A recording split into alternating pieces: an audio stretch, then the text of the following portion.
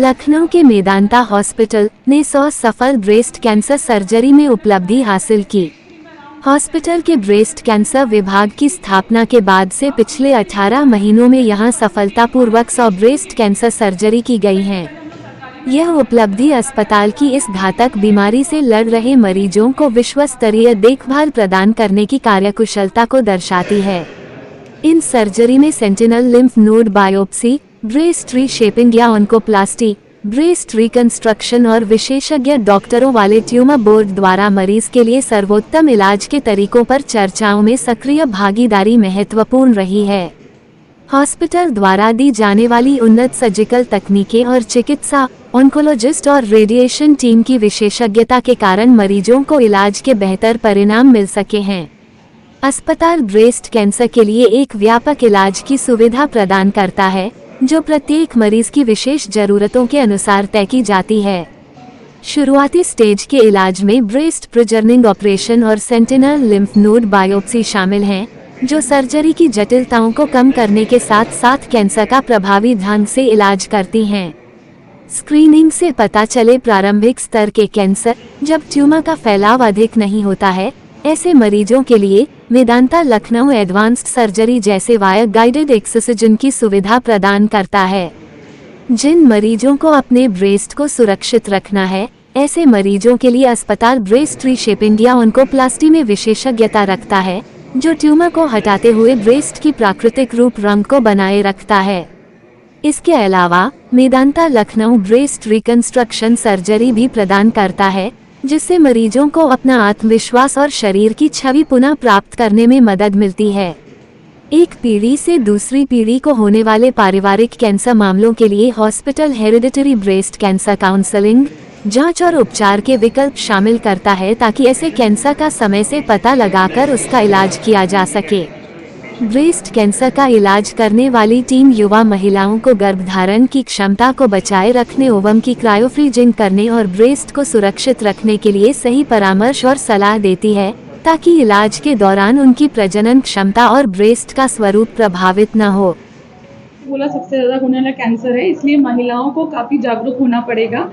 इसके लिए आपको अपना ब्रेस्ट सेल्फ एग्जामिनेशन हर महीने एटलीस्ट 3 महीने में या तो फिर एक बार ही ज़रूर करना चाहिए। स्तन में कोई भी गांठ हो, चाहे वो दर्द करती हो चाहे वो ना करती हो, अवश्य डॉक्टर को दिखाएं। या ब्रेस्ट में से, निपल में से कोई डिस्चार्ज आना, जैसे कि रेड डिस्चार्ज आना, वो ज़्यादा इंपॉर्टेंट है अगर वो एक ब्रेस्ट से आ रहा है।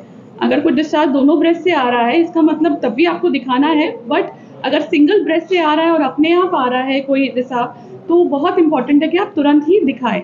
या ब्रेस्ट में कोई लालपन होना, कोई निपल पे अल्सरेशन होना या स्किन पे कोई अल्सर होना, ब्रेस्ट में कुछ भी गड़बड़ लगे, आप तुरंत ब्रेस्ट सर्जन को दिखाएं। मैम, क्या कारण है कि स्टेज 3 और 4 में ही ज़्यादातर मामले आते हैं?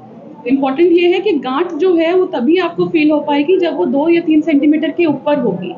छोटी गांठ आपको फील नहीं हो पाएगी ब्रेस्ट में, इसलिए स्क्रीनिंग कराया जाता है कि स्क्रीनिंग में आपको मैमोग्राफी होगी तो ब्रेस्ट में गांठ छोटी भी होगी तब भी वो मिल जाएगी। पर नॉर्मली ब्रेस्ट सेल्फ एग्जामिनेशन भी अगर हम करेंगे तब भी छोटी गांठ मिल नहीं पाएगी और पेशेंट को समझ नहीं आएगा कि गांठ थी कि नहीं थी। जब वो गांठ बड़ी हो जाती है तभी मरीज को पता चलता है।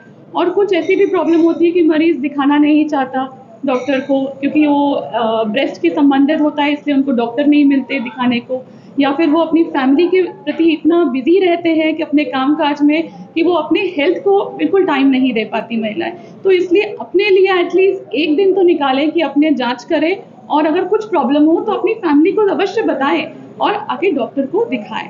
मैम, किसी उम्र से संबंधित है कि किस उम्र के बाद करना चाहिए या किसी भी उम्र में? किसी भी उम्र में ब्रेस्ट कैंसर, आजकल तो हमें बहुत यंग फीमेल्स में भी ब्रेस्ट कैंसर मिल रहा है, बट जो स्क्रीनिंग होती है वो आइडली 40 ईयर्स से ऊपर हम लोग बोलते हैं कि हर महिला को मैमोग्राफी कराना चाहिए हर 2 साल में एक बार। जो भी सामर्थ्य हो उनको तो कराना चाहिए। कि पुरुष भी अपना ध्यान रखें, और अगर उनको कोई गांठ महसूस होती है या उनके परिवार में ब्रेस्ट कैंसर की हिस्ट्री है, महिलाओं में ब्रेस्ट कैंसर की हिस्ट्री है, तो उन पुरुषों को थोड़ा जागरूक रहना चाहिए और कभी भी गांठ मिले तो ब्रेस्ट सर्जन से मिल के संपर्क करें और अपनी जांचें। डॉक्टर साहब, क्या कारण है कि लगातार ब्रेस्ट कैंसर के मामले बढ़ते चले? इसके 4-5 मुख्य कारण हैं। एक तो ये है कि थोड़ा हमारी लाइफस्टाइल थोड़ा स्ट्रेसफुल हो गई है, लैक ऑफ एक्सरसाइज है, अल्कोहल इंटेक अगर ज़्यादा है तो वो भी एक रिस्क फैक्टर है। ब्रेस्ट फीडिंग एक प्रोटेक्टिव फैक्टर है, तो अगर ब्रेस्ट फीडिंग महिलाएं नहीं करती हैं तो उनमें ब्रेस्ट कैंसर होने की संभावना रहती है। ओरल कॉन्ट्रासेप्टिव पिल्स अगर 5 साल से ज़्यादा लेते हैं तो वो slight increase in breast cancer होता है। हार्मोन रिप्लेसमेंट थेरेपी जो पोस्ट मेनोपॉजल वुमेन को देते हैं वो अंडर सुपरविजन ऑफ डॉक्टर होना चाहिए। अगर अंडर सुपरविजन नहीं है तो उससे भी ब्रेस्ट कैंसर इंक्रीज होने की संभावना होती है।